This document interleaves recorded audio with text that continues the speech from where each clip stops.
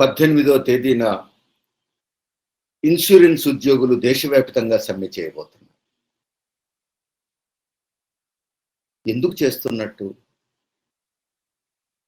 15, 16 తేదీల్లో బ్యాంకు ఉద్యోగులు సమ్మె చేస్తున్నారు. 18న మళ్ళీ ఇన్సూరెన్స్ ఉద్యోగులు సమ్మె చేస్తున్నారు. ఎందుకు ఇట్లా వరుస సమ్మెలు జరుగుతున్నాయి? ఇన్సూరెన్స్ ఉద్యోగులు చెప్తున్నది, మోడీ ప్రభుత్వం ఇన్సూరెన్స్ రంగాన్ని ప్రైవేటు పరం చేయాలని నిర్ణయించింది. ఇన్సూరెన్స్ రంగం మీద విదేశీ పెట్టుబడికి యాజమాన్యం అప్పగించడానికి కూడా సిద్ధపడింది.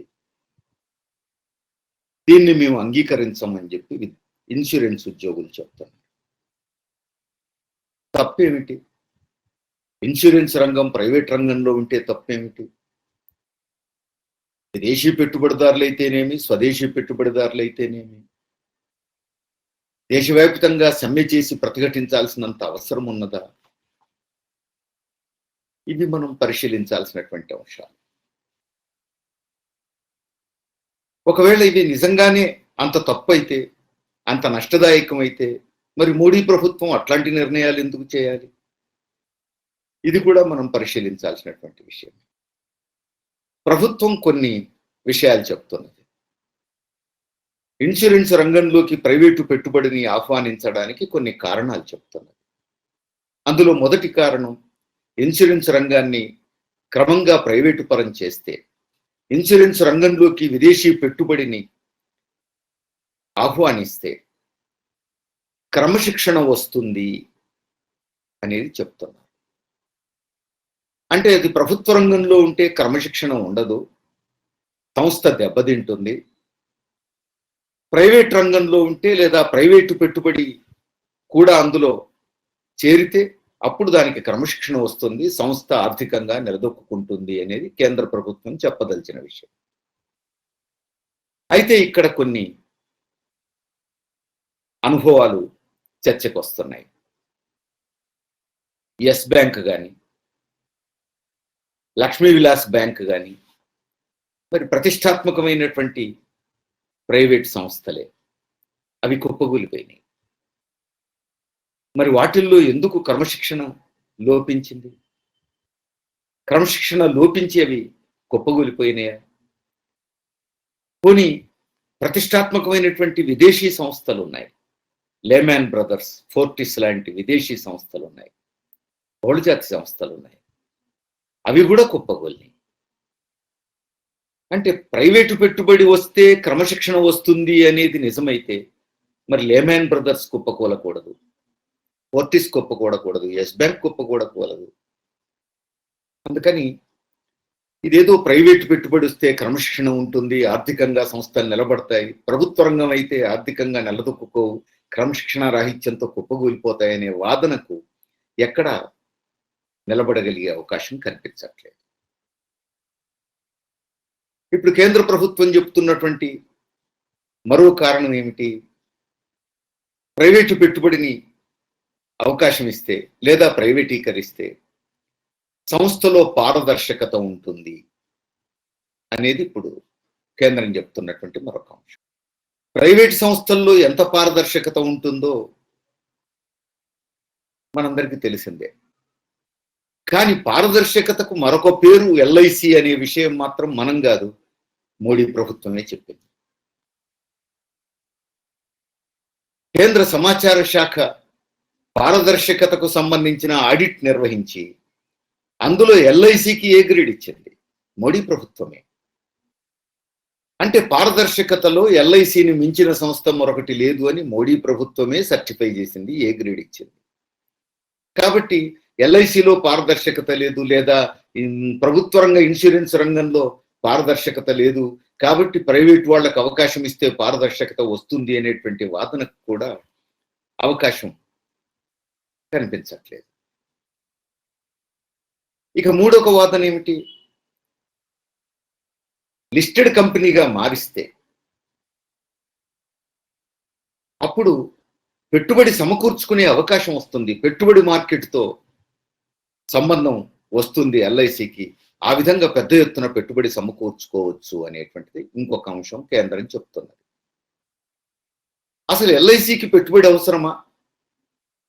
ఎల్ఐసినే అతిపెద్ద మదుపుదారు. ఎల్ఐసికి ఇంకొక దగ్గర నుంచి పెట్టుబడి సమకూర్చుకోవాల్సిన అవసరమే లేదు. ఇప్పుడు ఎల్ఐసి దగ్గర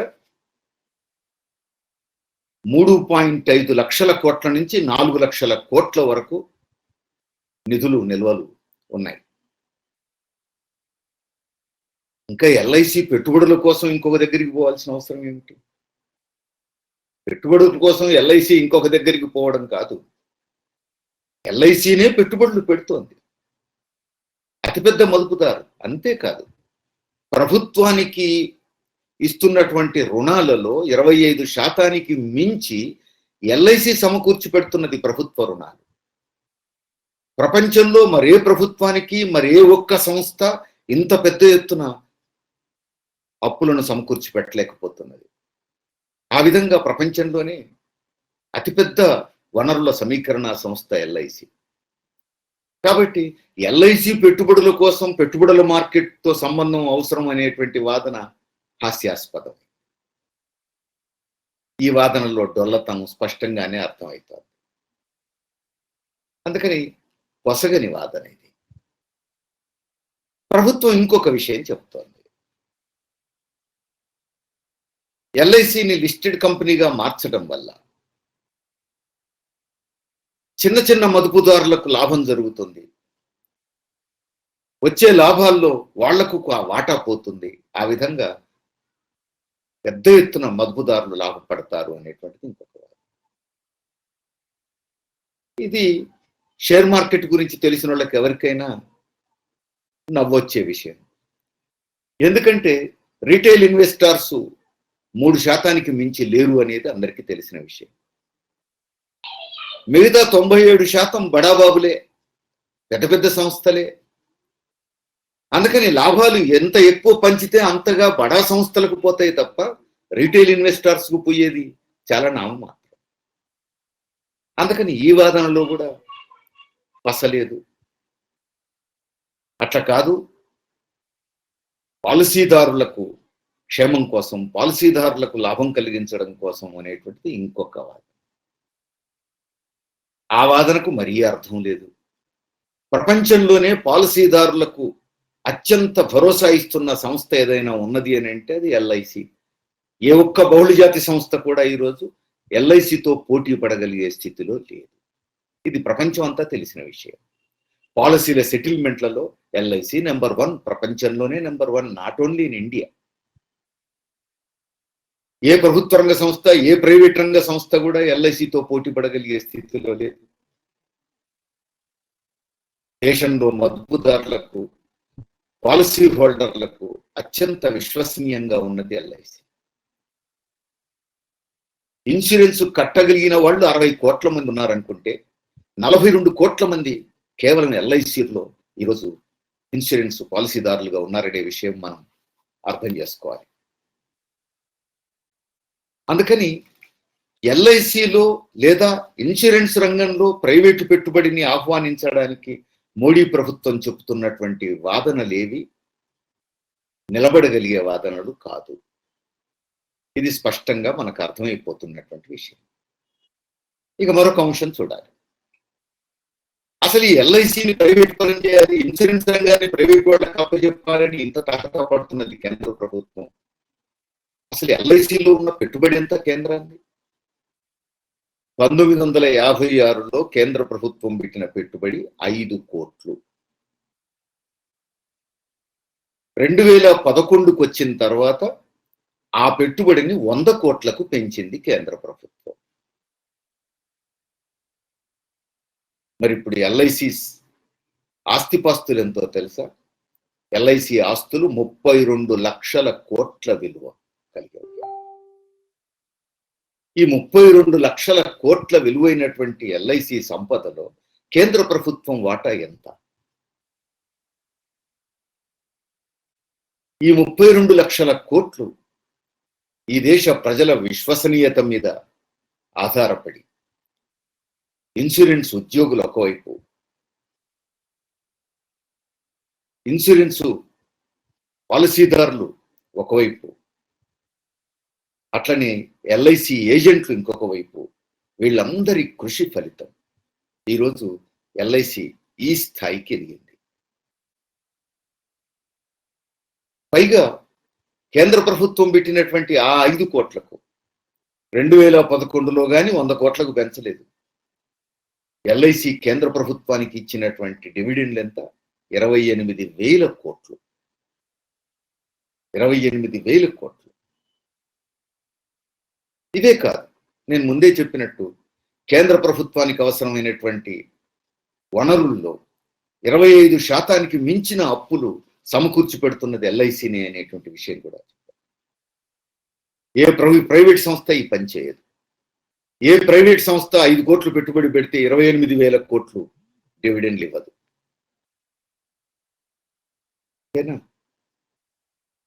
ఈరోజు దేశంలో మౌలిక వసతుల అభివృద్ధిలో, విద్యుత్ ఉత్పత్తిలో, విద్యుత్ పంపిణీలో, రోడ్డు రవాణాలో, రైలు రవాణాలో, రోడ్ల నిర్మాణంలో, మంచినీటి సరఫరాలో, ఇట్లా చెప్పుకుంటూ పోతే అనేక ప్రజోపయోగ వ్యవస్థలలో దేశ ఆర్థిక వ్యవస్థను తన సొంత కాళ్ల మీద నిలబెట్టడానికి అవసరమైనటువంటి పెట్టుబడులు పెట్టింది ఎల్ఐసి. ఏ ప్రైవేట్ సంస్థ ఈ పని చేయదు. దేశ ఆర్థిక అభివృద్ధికి ఈ రూపంలో ఏ ప్రైవేట్ సంస్థ తోడ్పడదు. వాళ్ళ లాభాల కోసం వాళ్ళు వస్తారు, వాళ్ళ బొజ్జలు నింపుకోవడం కోసం వాళ్ళు పనిచేస్తారు. కానీ ఇన్సూరెన్స్ రంగం భారత ఆర్థిక వ్యవస్థ పునాదులను బలపరచడంలో ఇంత కీలకమైనటువంటి పాత్ర పోషించింది. ఇప్పుడు ఏమంటున్నారు? అసలు ఇన్సూరెన్స్ రంగానికి చాలా పెట్టుబడులు అవసరం. ఆ పెట్టుబడులు భారతదేశంలో ఎవరికీ అంత పెట్టుబడులు సమకూర్చగలిగే శక్తి లేదు. ఇది మాట్లాడుతున్నది కేంద్ర ప్రభుత్వం. నిజమా? అసలు ఎల్ఐసి మార్కెట్ 70% మార్కెట్. ఎల్ఐసి ఆస్తి 32 లక్షల కోట్లు ముందే చెప్పుకున్నాం. పోనీ ప్రైవేట్ రంగం తీసుకున్నా, ఆల్రెడీ ప్రైవేటు ఇన్వెస్టర్స్, పెద్ద పెద్ద పెట్టుబడిదారులే ఇన్సూరెన్స్ రంగంలోకి వచ్చారు. లిస్టెడ్ కంపెనీలు కూడా ఉన్నాయి, ప్రైవేట్ కంపెనీలే. వాటితో పోటీపడి ఎల్ఐసి ముందుకు పోతుంది. ఆ పెద్ద పెద్ద పెట్టుబడిదారుల దగ్గర డబ్బులు లేక కాదు, వాళ్ళ డబ్బులన్నీ విదేశాల్లో పెడుతున్నారు. పెట్టుబడులు ఆఫ్రికన్ కంట్రీస్ లో, మరికొన్ని ఇతర దేశాల్లో పెట్టుబడులు పెడుతున్నారు ఈ దేశంలో ఉన్న బడా పెట్టుబడిదారులు. అందుకని డబ్బులు లేక కాదు, పెట్టుబడి పెట్టలేక కాదు. అందుకని ఇక్కడ పెట్టుబడి పెట్టలేకపోతున్నారు, ఇక్కడ పెట్టుబడి లేదు, బయట వాళ్ళని పిలిస్తే వస్తుంది పెట్టుబడి అనేటువంటిది అర్ధరహితమైనటువంటి వాదన. జనరల్ ఇన్సూరెన్స్ పరిస్థితి ఏమిటి? జనరల్ ఇన్సూరెన్స్ రంగం కూడా విపరీతమైనటువంటి పెట్టుబడిని తట్టుకొని ఈరోజు మార్కెట్లో, భారతదేశంలో తన ఆధిపత్యాన్ని నిరూపించుకుంది. భారత ఆర్థిక వ్యవస్థ చితికిపోయిన సమయంలో కూడా జిఐసి మంచి అభివృద్ధిని సాధించింది. ఇప్పుడు ప్రైవేటీకరించాల్సిన అవసరం ఏమొచ్చింది? ఎందుకు ప్రైవేటీకరించాలి? ఈ ప్రశ్నలకు ప్రభుత్వం దగ్గర సమాధానం లేదు. ఇంకొక మాట ఏమంటుంది? అసలు భారతదేశంలో ఇప్పుడు ఉన్నటువంటి ప్రభుత్వ రంగ ఇన్సూరెన్స్కు ప్రజలను బీమా వైపు ఆకర్షించగలిగే శక్తి సరిపోవట్లేదు. ఇంకా పెద్ద ఎత్తున పాలసీదారులను సమకూర్చుకోవాలట, ఎక్కువ పాలసీలు కట్టేటట్టు చేయాలట, అంటే ప్రజలు ఇంకా ఎక్కువ పొదుపు చేసేటట్టు చేయాలట. ఎల్ఐసి వెనకబడుతుందట పొదుపు చేయించడంలో. నిజమా? దేశంలో 60 కోట్ల మంది పొదుపు చేయగలిగిన వాళ్ళు ఉంటే అందులో 42 కోట్ల మంది ఎల్ఐసిలోనే పొదుపుదారులు. ఇప్పుడు పాలసీ హోల్డర్. ఇంతకంటే మించి పాలసీ హోల్డర్లు పెరగాలన్నా, పాలసీలు పెరగాలన్నా, ఎక్కువ ప్రజలు పొదుపు చేయాలన్నా వాళ్ళ దగ్గర పొదుపు చేసే శక్తి ఉండాలి కదా, వాళ్ళ దగ్గర మిగులు ఉండాలి కదా. వాళ్ళు తినగా మిగిలింది కదా పొదుపు చేసేది ప్రజలు. కేంద్ర పాలకుల బలహీనతను ఇన్సూరెన్స్ రంగం మీద నెట్టే ప్రయత్నం కాదా ఇది? సాక్షాత్తు ప్రధాని నరేంద్ర మోడీకి చీఫ్ ఎకనామిక్ అడ్వైజర్గా పనిచేసినటువంటి అరవింద సుబ్రహ్మణ్యన్ 2019 నవంబర్లోనే ఏం చెప్పారు? భారత ఆర్థిక వ్యవస్థ ఐసీయూలో ఉన్నది అన్నారు. ప్రధాని నరేంద్ర మోడీకి ఆర్థిక సలహాదారుల బృందం ఏం చెప్పింది? ఆర్థిక వ్యవస్థ చిక్కి శల్యమైపోవడానికి కారణం ప్రజల కొనుగోలు శక్తి పడిపోవటం అని చెప్పింది. ఎవరూ చెప్పలేదు, ప్రతిపక్షాలు చెప్పలేదు. సాక్షాత్తు ప్రధానమంత్రి నరేంద్ర మోడీ గారికి ఆర్థిక సలహాదారుల బృందం చెప్పింది ప్రజల కొనుగోలు శక్తి పడిపోయింది, అందువలనే భారత ఆర్థిక వ్యవస్థ చితికిపోతున్నది అని. ఇదంతా ఎప్పుడు? దేశంలో ఇంకా కరోనా అడుగు పెట్టకముందే. కరోనా వచ్చిన తర్వాత ఇంకా పెద్ద దెబ్బ తగిలింది.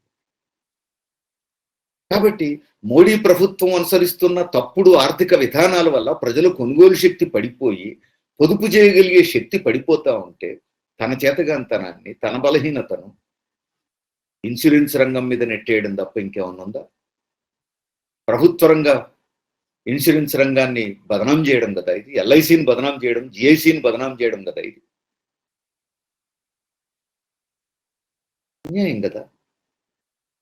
మరి ఇంతకు మోడీ ప్రభుత్వానికి ఎందుకు ఇంత తహతహ? ప్రైవేట్ పరం చేయాలని, విదేశీ సంస్థల యాజమాన్యానికి కూడా అప్పచెప్పాలన్నంత దూరం ఎందుకు పోతున్నారు వీళ్ళు? దేశభక్తులు. స్వదేశీ అని ఇప్పుడు ఉన్నట్టుండి విదేశీ ప్రేమ. ఎంత ప్రమాదకరమైన నిర్ణయం. భారతదేశంలో ఉన్నటువంటి పెద్ద పెద్ద పొదుపు మొత్తాలను తీసుకుపోయి విదేశీ సంస్థల చేతుల్లో పెట్టడం అంటే ఇది ఏం దేశభక్తి అని? భారతదేశంలో ఉన్న పొదుపును భారతదేశంలో వినియోగించాలి, భారతదేశ అభివృద్ధికి వినియోగించాలి. భారత ప్రజలకు భరోసానిచ్చేటువంటి ఇన్సూరెన్స్ రంగం కావాలి. ప్రపంచంలో ఏ ప్రైవేట్ రంగం ప్రజల ఇన్సూరెన్స్ పాలసీ హోల్డర్లకు భరోసా కల్పించట్లేదు, ఎల్ఐసి మాత్రమే కల్పిస్తోంది. అలాంటి ఎల్ఐసిని తీసుకుపోయి పులి నోట్లో తలబెట్టినట్టు ప్రైవేట్ వాళ్ళ నోట్లో ఎందుకు పెట్టాలి? అందులో విదేశీ పెట్టుబడిదారుల నోట్లో ఎందుకు పెట్టాలి? ఇదే నా దేశభక్తి అంటే. ఆశ్చర్యకరమైన విషయం మరొకటి మనకు జాగ్రత్తగా చూస్తే అర్థమవుతుంది. మొట్టమొదట ఇన్సూరెన్స్ రంగంలోకి 26% ప్రైవేటు పెట్టుబడిని అనుమతించింది 1999లో. ఎవరు? వాజ్పేయి ప్రభుత్వం, అంటే బీజేపీ ప్రభుత్వం. బీజేపీ నాయకత్వంలో ఎన్డీఏ ప్రభుత్వం. వాజ్పేయి ప్రధానమంత్రిగా ఉండగా 1999 డిసెంబర్లో insurance regulatory and development authority act 1999 సవరించారు. 26% private పెట్టుబడికి అవకాశం ఇచ్చారు. మళ్ళా 2015లో మోడీ వచ్చిన తర్వాత, అంటే అగైన్ మళ్ళీ బీజేపీ అధికారంలోకి వచ్చిన తర్వాత 26% నుంచి దాన్ని 49%కి పెంచారు. మళ్ళీ ఇప్పుడు అదే మోడీ ప్రభుత్వం రెండోసారి గెలిచిన తర్వాత 49% కూడా కాదు, 74%కి ప్రైవేటు పెట్టుబడికి అనుమతిస్తుందట. విదేశీ పెట్టుబడి చేతుల్లో కూడా పెట్టడానికి సిద్ధం అని చెప్పేసి చెప్తారు. దారుణం. బీజేపీని ఎన్నుకున్న పాపానికి, కాంగ్రెస్ అవినీతిమయమైపోయిందని, కాంగ్రెస్ ప్రైవేటీకరణ విధానాలు అనుసరిస్తున్నదని, కాంగ్రెస్ను కాదని ప్రజలు బీజేపీని నమ్మి ఓటేస్తే కాంగ్రెస్ను తలదన్నిపోయింది. కాంగ్రెస్ అధికారంలో ఉన్నప్పుడు పోరాడితే కాంగ్రెస్ భయపడి ఆగింది. కానీ ఒకసారి బీజేపీ అధికారంలోకి వచ్చిన తర్వాత నువ్వేం చేసుకుంటావో చేసుకో, మేము చేయదలుచుకున్నది చేస్తామనే పద్ధతుల్లో ప్రైవేట్ సంస్థల సేవలో తరించిపోతున్నది బీజేపీ ప్రభుత్వం. అప్పుడు వాజ్పేయి ప్రభుత్వంలో మొదలు పెడితే ఇప్పుడు మోడీ ప్రభుత్వంలో పరాకాష్ఠకు చేరుతా ఉంది. ప్రైవేట్ సంస్థల చేతుల్లో పెట్టడమే కాదు, విదేశీ సంస్థల చేతుల్లో పెట్టేస్తాను, ఇదే నా దేశభక్తి అంటున్నాడు మోడీ. ఎటుపోతోంది దేశం? ఈ ప్రజల అవసరం లేదు, ఈ ప్రజల బాగోగులు అవసరం లేదు. ఎంతసేపు అయితే ఈ దేశంలో ఉన్న అంబానీలు కావాలి, అదానీలు కావాలి, లేదంటే విదేశీ బహుళజాతి సంస్థలు కావాలి, విదేశీ పెట్టుబడిదారులు కావాలి. ఇదే నా దేశభక్తి అంటే. ఇప్పుడు ఇన్సూరెన్స్ రంగం ఉద్యోగులు కాదు ఆలోచించాల్సింది. ఇన్సూరెన్స్ ఉద్యోగులు 18వ తేదీ సమ్మెకు పూనుకున్నారు. ఇది దేశభక్తియుతమైన సమ్మె. ఈ దేశం కోసం ఇన్సూరెన్స్ ఉద్యోగులు చేస్తున్న సమ్మె. అందుకని ఇది కేవలం ఇన్సూరెన్స్ ఉద్యోగుల బాధ్యత అనుకుంటే పొరపాటు. ఇన్సూరెన్స్ ఏజెంట్లు కూడా ఇప్పుడు చిక్కుల్లో పడతారు, పాలసీదారులందరూ చిక్కుల్లో పడతారు. భారత ఆర్థిక వ్యవస్థకే వనరులు పడిపోతాయి. భారత ఆర్థిక వ్యవస్థే చిక్కుల్లో పడేటువంటి పరిస్థితి.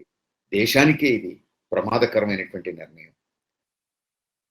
నమ్మి ఓటేసినందుకు బీజేపీ ప్రభుత్వం చేస్తున్నటువంటి పాపం ఇది. వరుసగా బీజేపీ గెలిచినప్పుడల్లా ఒక్కొక్కసారి ఒక్కొక్క పిడుగు వేస్తూ పోతున్నది. ఇప్పుడు పరాకాష్ఠకు చేరుకుంటున్నది. ఇప్పుడు దేశాన్ని రక్షించుకోవాల్సింది ప్రజలే. కేవలం ఎల్ఐసి ఉద్యోగులు కాదు, కేవలం బ్యాంక్ ఉద్యోగులు కాదు, ప్రజలంతా కదలకుండా ఈ దేశాన్ని కాపాడుకోలేరు. అందుకని ఇప్పుడు దేశాన్ని కాపాడే బాధ్యత ఎల్ఐసి ఉద్యోగులదో, బ్యాంక్ ఉద్యోగులదో అనుకుంటే పొరపాటు. మొత్తం ప్రజలది. అందరూ కదలాల్సిన సమయం ఆసన్నమైంది.